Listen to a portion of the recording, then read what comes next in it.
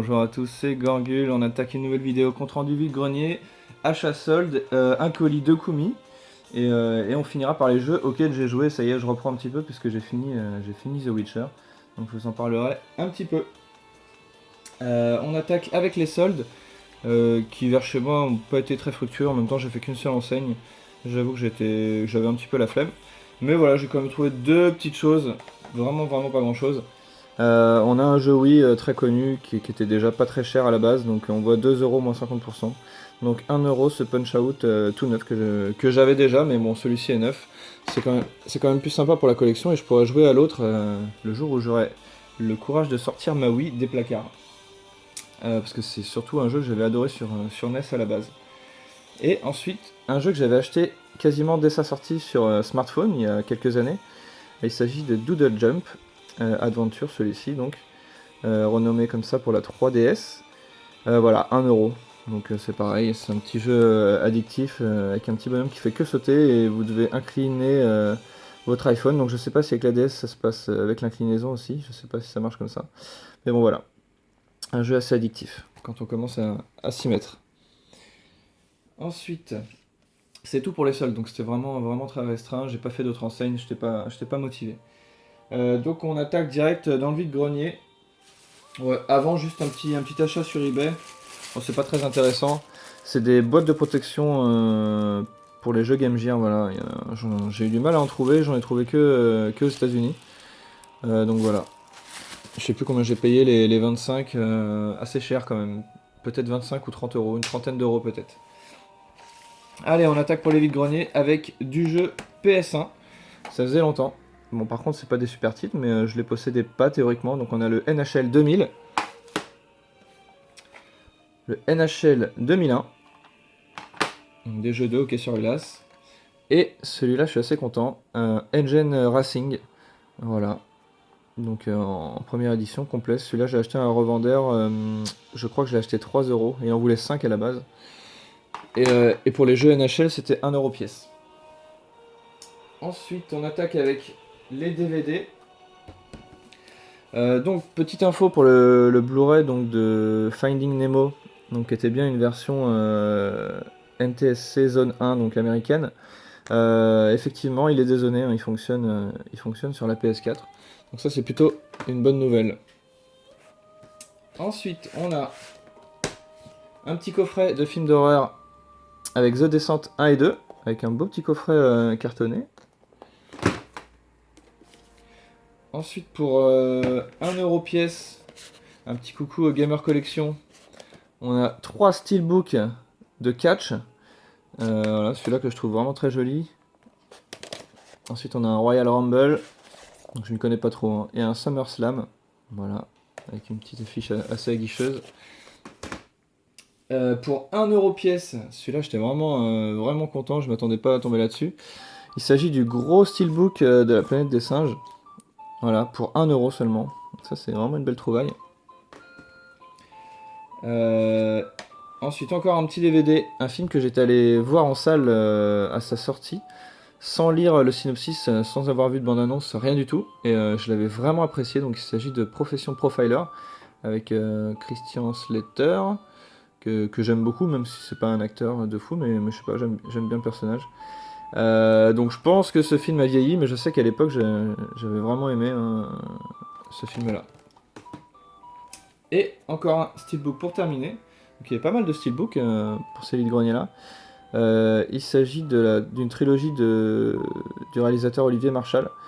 Donc on a 36 quais des Orfèvres, Les Lyonnais et MR73, sauf que je crois qu'il manque un film. Voilà, il manque MR73, donc j'ai 2 films en Blu-ray. Je crois que je l'ai eu pour 2 ou 3€, si je dis pas de bêtises. Donc voilà, même s'il manque un film, il y en a quand même 2 à l'intérieur. C'est quand même assez cool. Voilà, on a une petite pub, tac. Ensuite on continue avec les DVD, et après on attaquera les jeux. Et là c'est plutôt un truc sympa, donc moi qui collectionne aussi les DVD Disney. Là je suis tombé sur la poule aux œufs d'or, on va dire. Donc on commence, donc c'est quasiment 1 ou 2€ pièce, hein, je me souviens plus exactement, je crois que c'était 2€ pièce. On a The Wild, voilà, La ville c'est la jungle, celui-ci je le connais pas du tout. Ensuite, un grand classique, le Hercule. Et là, je sais pas ce qui se passe. La dame avait plein de DVD neufs. Donc on a fait Clochette... Clochette fait pirate, pardon. Donc j'ai pas vu celui-ci, hein, mais c'est un récent, je pense. Réponse, qui est excellent. Les 101 Dalmatiens, donc ils sont tous neufs. Hein. Et pour finir, le super Bernard et Bianca. Voilà, neuf également. Ça, c'était vraiment une belle trouvaille Disney. Allez, on attaque les jeux. Parce qu'il y avait des petits trucs assez cool. Donc là, c'est les derniers vide-greniers. J'ai rattrapé mon retard au niveau des vide-greniers. Donc ça, c'est plutôt une bonne chose. Et puis là, pendant les grandes vacances, ça va être assez calme. Donc ce sera sûrement des petits achats eBay ou Le Bon Coin ensuite.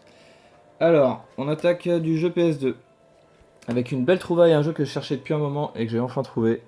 Il s'agit de Silent Hill 4 The Room sur PS2. Complet, en très bon état. Donc ça c'est fait, celui-ci je l'ai trouvé. Ensuite on a la trilogie Onimusha, malheureusement je ne m'en étais pas rendu compte mais il s'agit de deux jeux espagnols, donc je doute qu'il y ait les sous-titres en français. Donc on a le 1 et le 2 ici, voilà.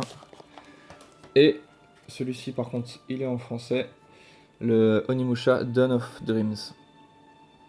Voilà. Hop. Et on termine ce vide-grenier avec du rétro. Donc un petit lot acheté chez un revendeur mais à un prix vraiment très correct, un petit lot Game Gear. Donc Tom et Jerry, Sonic Triple Trouble, ensuite Astérix et la mission secrète, et The GG qui n'est autre que le Shinobi Game Gear. Voilà, j'ai vérifié hein, parce que je savais pas ce que c'était The GG, même si je me doutais que ça ressemblait à Shinobi avec le petit ninja à côté. Et ensuite j'étais avec mon confrère chineur Jérôme qui chine dans le même coin que moi, donc on n'arrête pas de se croiser sur les brocantes. Et bah, quand on se croise après on marche un petit peu ensemble, on discute et on regarde ce qu'il y a. Et il a loupé quelque chose et j'ai revérifié derrière lui dans un bac. Et bon, je lui ai mis sous le nez un petit peu pour le narguer. Il s'agit d'une cartouche qui était vraiment toute seule, qui traînait là. Voilà, la cartouche de Jurassic Park. Donc bah, belle trouvaille rétro de la matinée. Tac. Voilà, c'est fini pour le vide-grenier.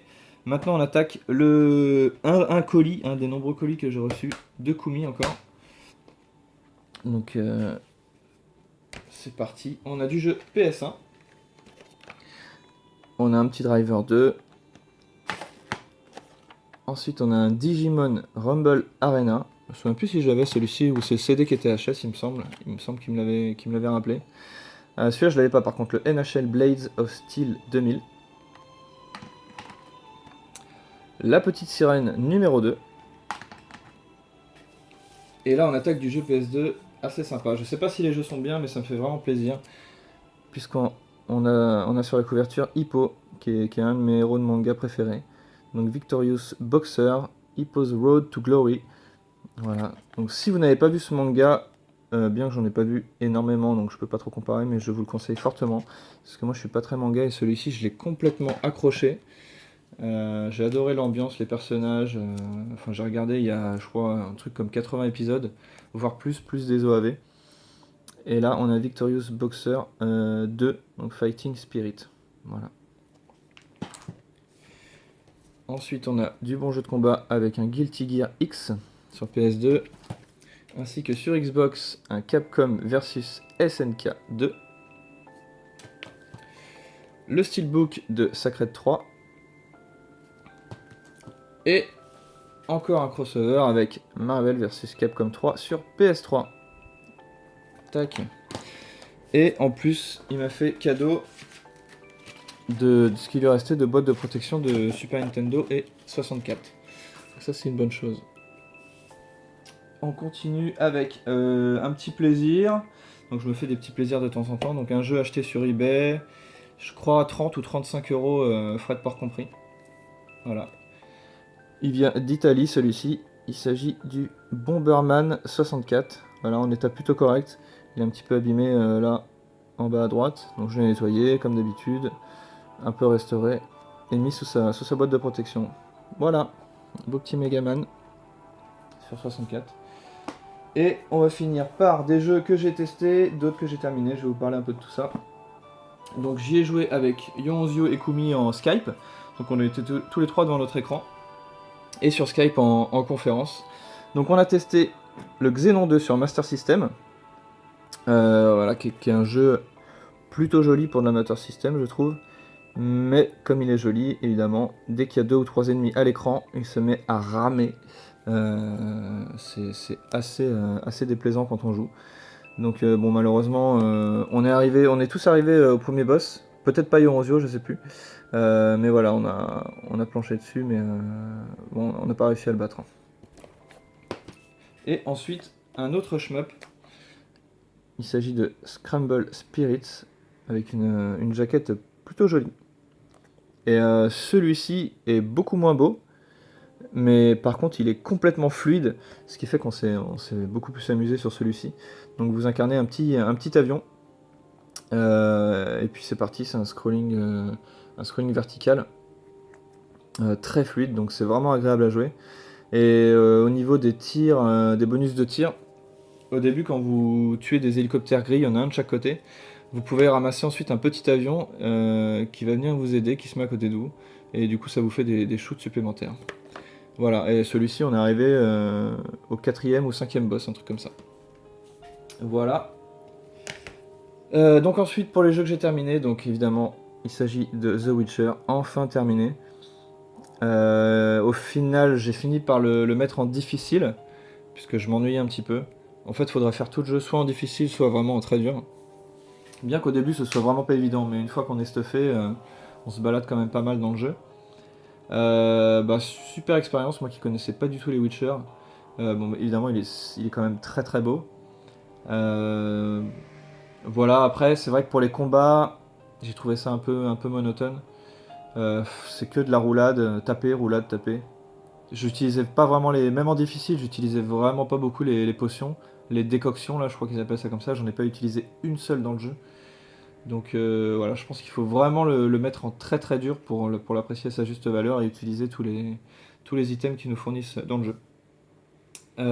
Voilà, et puis du coup je me suis remis à un jeu que j'avais commencé juste avant. Il s'agit du Walking Dead de Telltale, donc très très bon toujours, hein. Là j'en suis au 5ème épisode, et puis ce sera terminé.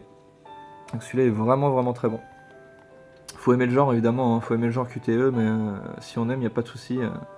C'est une valeur sûre. Voilà, c'est terminé pour cette petite vidéo. Je vous souhaite un bon week-end, puisque je pense que je vais la poster samedi. Et je vous dis à la prochaine. Salut tout le monde.